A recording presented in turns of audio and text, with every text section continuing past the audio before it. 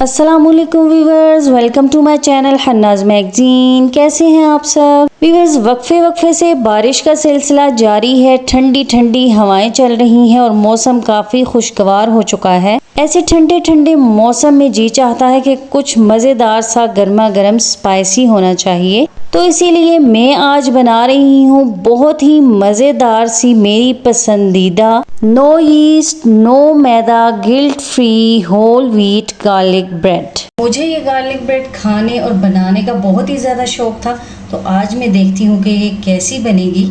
तो सबसे पहले हमें चाहिए होगा आटा। नॉर्मल रूटीन में आप घर पे जो भी आटा यूज़ करते हैं वो आटा ले लीजिएगा। मैं चक्की का आटा यूज़ करती हूँ, इसलिए मैंने 1 कप ये आटा ले लिया है। 1 टीस्पून ले रही हूँ नमक, हाफ टी स्पून ले रही हूँ पाउडर शुगर। अगर आपके पास पाउडर शुगर मौजूद नहीं है तो आप नॉर्मल चीनी भी डाल सकते हैं। पाउडर शुगर से ये होगा कि जल्दी मिक्स हो जाएगी। उसके अलावा ये कि शुगर ऐड करने से ये मीठी बिल्कुल भी नहीं होगी, बस इसका टेस्ट बैलेंस हो जाएगा। हाफ टी स्पून ही ले लूँगी बेकिंग पाउडर, और बेकिंग पाउडर का हाफ ले लूँगी बेकिंग सोडा 1/4 टीस्पून, और 1 टीस्पून ओरिगेनो, और नेक्स्ट ऐड कर देंगे 2 टेबलस्पून खट्टा दही। अगर आपके पास खट्टा दही मौजूद नहीं है तो नॉर्मल दही भी ले सकते हैं, लेकिन खट्टे दही से ये होता है कि ये बहुत ज़बरदस्त सॉफ्ट और स्पॉन्जी बनती है और अच्छे से फूल भी जाती है। 1 टीस्पून ऑयल भी डाल देंगे, और अब थोड़ा थोड़ा सा करके इसके अंदर दूध शामिल करेंगे। थोड़ा सा डालेंगे, मिक्स करेंगे। जितनी ज़रूरत होगी इसको डो फॉर्म में लाने के लिए उतना हम दूध डालते जाएंगे। मीडियम सी इसकी एक डो बना लेंगे। यहाँ पे देखिए सारे ड्राई इंग्रेडिएंट्स अच्छे से मिक्सअप हो चुके हैं और ये एक थोड़ा सॉफ्ट सा आटा गूंथ चुका है। अब हमने इसकी नीडिंग करनी है। अब इसकी नीडिंग के लिए इस तरह से कटिंग बोर्ड या कोई भी चीज़ ले लेंगे और इसके ऊपर ये आटा रख लेंगे और इसको बहुत ही अच्छे से मसल के यूं 10 से 12 मिनट के लिए गूंद लेंगे। यूं हथेली से इसको मसलते जाएंगे। ये देखिए यूं इतना हम इसको मसल के गूंद लेंगे कि ये अच्छे से स्मूथ हो जाए। इस स्टेज पे अगर ये आपके हाथों के साथ चिपक रहा हो तो आप थोड़ा सा दूध या ऑयल हाथों के साथ लगा सकते हैं। यहाँ पे देखिए कितने अच्छे से सॉफ्ट हो चुका है। मसल के हमने इसको अच्छे से गूंद लिया है तकरीबन 10 मिनट के लिए। स्टार्ट में आपने देखा कि ये हाथों के साथ भी चिपक रहा था और बोर्ड के साथ भी लग रहा था, लेकिन अब ये इतना सॉफ्ट और स्मूथ हो चुका है कि बिल्कुल भी चिपक नहीं रहा। तो अब हम इसको बिल्कुल एक पेड़े की शेप में यूं अंदर की तरफ फोल्ड कर लेंगे और यूं टक कर लेंगे, और फिर वही वाला बोल ले लेंगे। इसके नीचे भी थोड़ा सा ऑयल लगा लेंगे, इसके ऊपर भी थोड़ा सा ऑयल लगा के इसको तकरीबन 1 घंटे के लिए कवर करके रख देंगे। जब तक हमने डो को रेस्ट के लिए रखा है तब तक हम बाकी की तैयारी कर लेते हैं। और यहाँ पे बना लेते हैं गार्लिक बटर। गार्लिक बटर बनाने के लिए 3 टेबलस्पून बटर ले लेंगे। बटर को थोड़ा सा सॉफ्ट या मेल्ट कर लेंगे। इसको एक साइड पे रख देंगे, और यहाँ पे हमने ले लिए हैं 7 से 8 जवे लहसुन के। ये इस तरह से किसी भी चॉपर में डाल लेंगे या हाथ से भी आप इसको चॉप कर सकते हैं, ग्रेट भी कर सकते हैं छोटा छोटा, जैसे भी आपको आसानी हो। 1 टीस्पून भर के डाल दूँगी ये बिल्कुल बारीक कटा हुआ गार्लिक यानी कि लहसुन।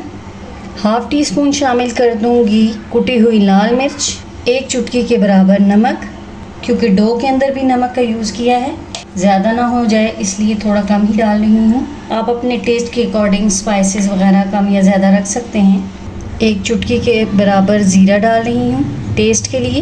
नेक्स्ट ऐड कर रही हूँ बिल्कुल छोटी सी ये सब्ज़ मिर्च, बारीक बारीक काट लेंगे। 1 से 2 टेबलस्पून के बराबर डाल दूँगी धनिया। अब इन तमाम चीज़ों को अच्छे से मिक्सअप कर लेंगे।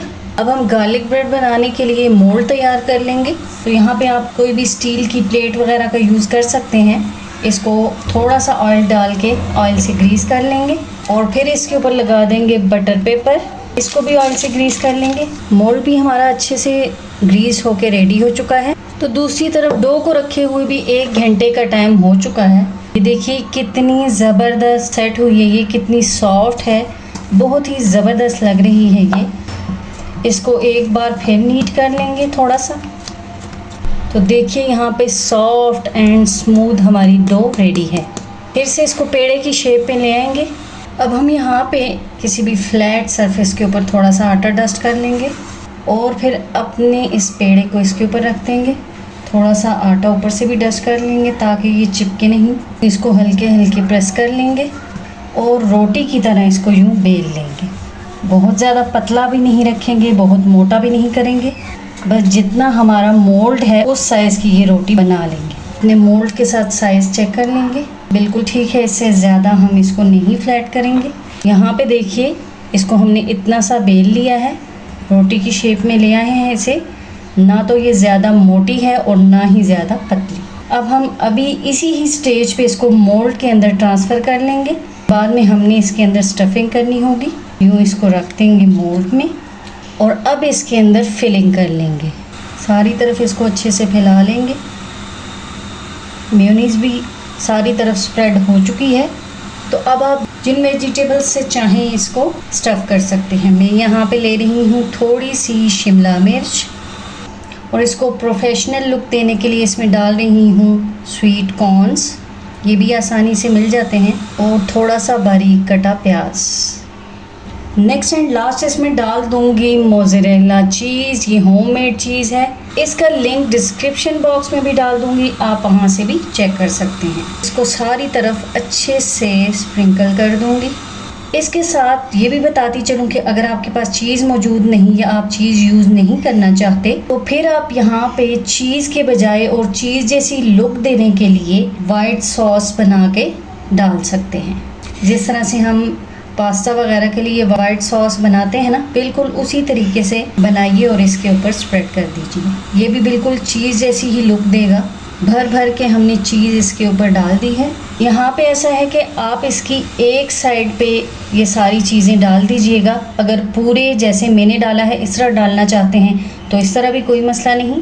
अब इसको यूँ उठाएंगे और यूँ इसको प्रेस करते जाएंगे ताकि ये सारी किनारों से अच्छे से सील हो जाए। मैंने बहुत ज़्यादा इसकी स्टफिंग कर दी है, आप जितनी चाहें उतनी रख सकते हैं। अब हम इसके थोड़े थोड़े से फासले पर मार्क्स लगा देंगे। इसको बिल्कुल कट नहीं करेंगे, बस ये मार्क्स लगा देंगे। एक बार फिर बटर और इन चीज़ों से इसको कोट कर लेंगे।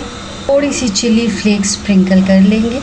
तो अब हमारी ये गार्लिक ब्रेड यहाँ पे रेडी हो चुकी है बेक होने के लिए। यहाँ पे हमने होममेड देसी स्टाइल ओवन रेडी करके रख लिया है। 10 मिनट पहले मैंने फ्लेम ऑन करके इसको अच्छे से गर्म कर दिया है। अब बहुत ही एहतियात से अपनी ये ब्रेड वाला मोल्ड इसके अंदर रख देंगे।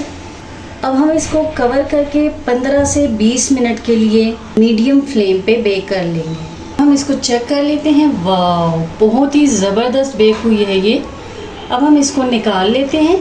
यहाँ पे देखिए ये कितनी ज़बरदस्त बेक हुई है, कितना खूबसूरत कलर आया है इस पे। अभी ये बहुत ज़्यादा गर्म है, एहतियात से इसका ये बटर पेपर भी हटा लेंगे। इसको मैंने फ़र्स्ट टाइम बनाया है इसलिए थोड़ा सा ज़्यादा डार्क कलर आ चुका है इस पे, लेकिन कोई मसला नहीं, टेस्ट तो अच्छा ही होगा। थोड़ा करीब से इसकी फ़ाइनल लुक भी चेक करवा देती हूँ। वाह, बहुत ही ज़बरदस्त खूबसूरत गार्लिक ब्रेड रेडी हो चुकी है। अब हम इसको थोड़ा सा तोड़ के भी चेक कर लेते हैं। अभी ये बहुत गर्म है। वाह, इसके अंदर चीज़ देखिए कितनी ज़बरदस्त और ख़ूबसूरत लुक है इसकी। आप इसको अपनी मनपसंद किसी भी चीज़ के साथ सर्व कर सकते हैं। मैं सर्व कर रही हूँ इमली की खट्टी स्पाइसी चटनी और केचप के साथ। आप इसको ज़रूर से ट्राई कीजिएगा और कमेंट्स में भी शेयर कीजिएगा कि आपको मेरी आज की ये guilt free, no maida, no yeast, whole wheat garlic bread की रेसिपी कैसी लगी और आप मुझे कहाँ किस सिटी से देख रहे हैं।